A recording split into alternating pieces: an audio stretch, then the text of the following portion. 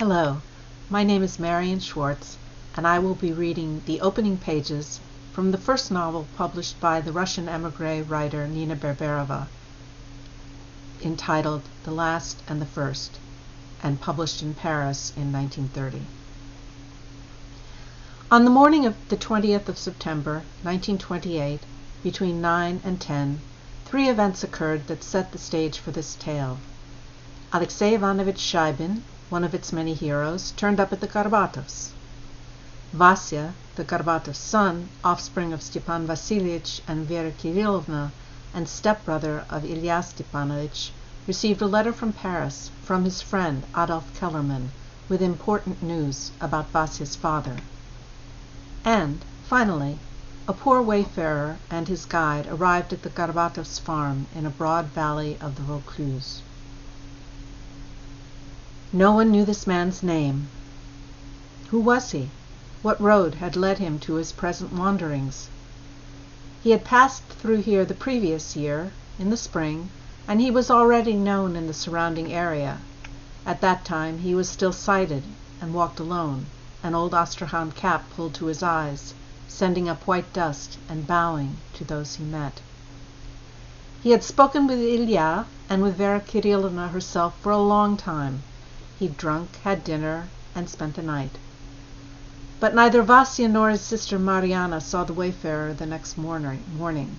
He had left at dawn, blessing the house, the orchard, and the cowshed where the oxen slept, and the attic where Ilya slept. Later, people said he'd gone west, but more likely he'd gone southwest, past Toulouse, to see the Cossacks who had settled in those parts. Now he was blind, and that same Astrakhan cap had slipped over his shaggy eyebrows. A dark blue scar ran across his face, and he had no beard growing on his cheeks. You could tell a regimental doctor had once mended his face in haste, slapping together the torn pieces of his no longer young, swarthy skin. He was tall and ominously thin, and his military trousers sported red patches in many places, possibly scraps from someone else's service trousers, but French, trousers that had once known the defense of Verdun. The wayfarer walked with his harsh withered hand resting on the shoulder of his guide, a black-eyed girl of about 12, whose name was Anyuta. They stopped at the gate, and the old man took off his cap. The girl looked over the low stone wall. There she saw an orchard, a vegetable plot, and a house with outbuildings partially hidden by stocky willows. In the silence and cool of the morning, the house stood low, burned by the sun over the long summer, with a north-facing porch and squat asparagus shoots, while farther away, past the dark blue shadow of moribund cypresses, plowed fields spread out, ready for winter crops. This was a human habitation created not in struggle with nature, but at one with it. The sun was already high in the untroubled sky, and birds flew swiftly in its gleam, like short, darting needles sewing through it.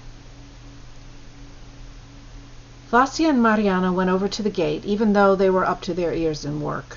They pushed back their round straw hats, which were as hard as tin, and their hands were covered in dirt.